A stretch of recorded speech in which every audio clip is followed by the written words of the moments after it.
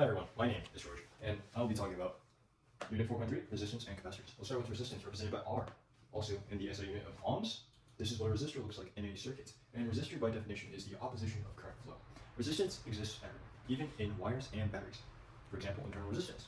Next up, we have capacitors, which I represented with capacitance, which is essentially the max supply that a capacitor can hold. Capacitance is represented by farads. This is what a capacitor looks like in a circuit, and capacitors, by definition, is the electronic component that stores energy through electrostatic field. A good way to think of capacitors is as a power bank. As you charge it, it is able to fuel other reactions, or other circuitry. Some important equations, as we know, V equals I, voltage equals current times resistance, Q equals CV, charge equals capacitance times voltage. And then the last one is C equals K epsilon A over D, which equals to capacitance equals to the dielectric constant epsilon area divided by distance. An important thing we should note here is the equations to calculate resistance and capacitance in series and parallel. So in series, resistors, you simply just add, right?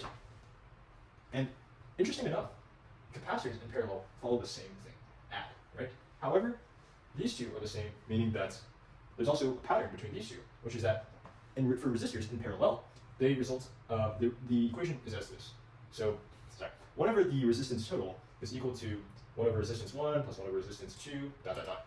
And therefore, whoa, I see a pattern here. 1 over capacitance total equals to 1 over capacitance 1 plus 1 over capacitance 2, dot, dot, dot. So the relationships are actually inverse between these two.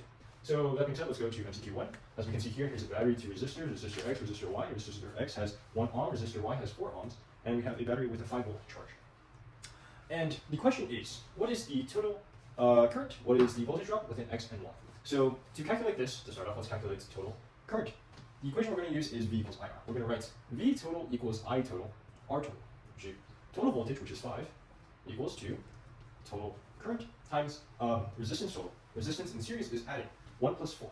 So that's 1 plus 4, that equals to 5. 5 divided by 5, we find that current total is equal to 1 amp, as amps are the SI unit for current. So we know for sure it's already not B nor C. Next, let's find the voltage drop between X and Y resistors.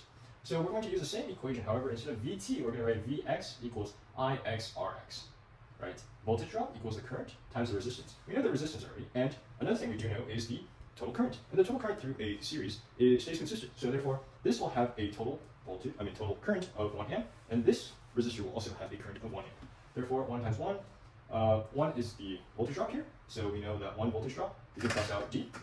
And to check that A is our answer, we can also calculate this one by having the voltage of Y equals to the IYRY, right? Resistance equals 4 times 1 equals 4.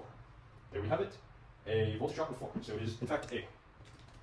Other than that, let's talk about shorts. So what happens when there's no resistors here to resist the current and voltage of this battery? Well, the energy is not expended, therefore the heat that builds up within these wires.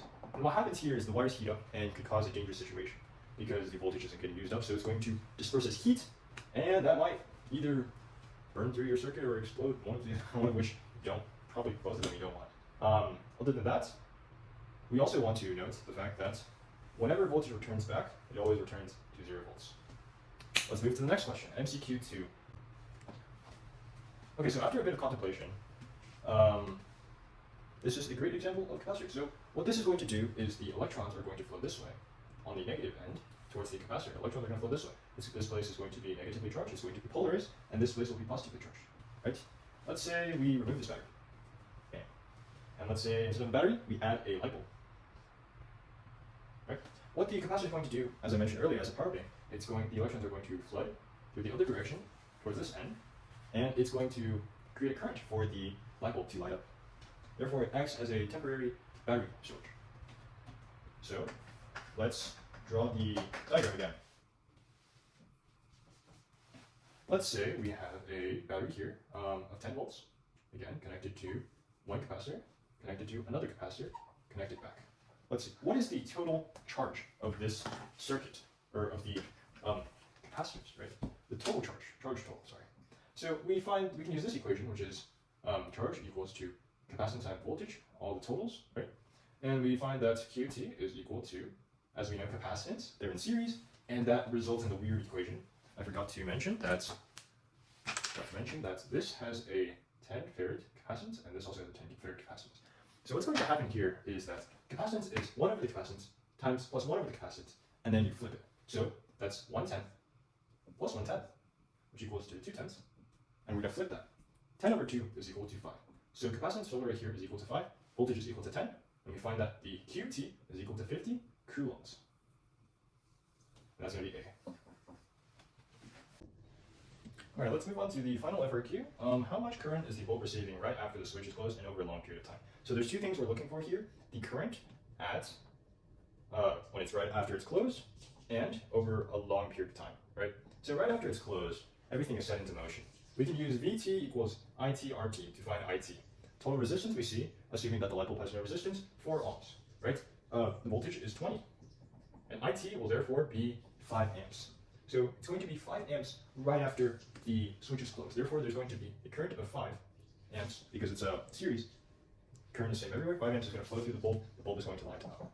However, over a long period of time, what we have to focus on here is the fact that a capacitor can charge. It's going to be charged until it can't be charged anymore. Therefore, the capacitance, the max capacitance, has been reached, and therefore, what happens is essentially the capacitance blocks off. The capacitor blocks off this wire, and what will happen is that we have basically essentially a break in the circuit. And therefore, since there's a break in the circuit, no current's going to be passing through anything anytime soon. So the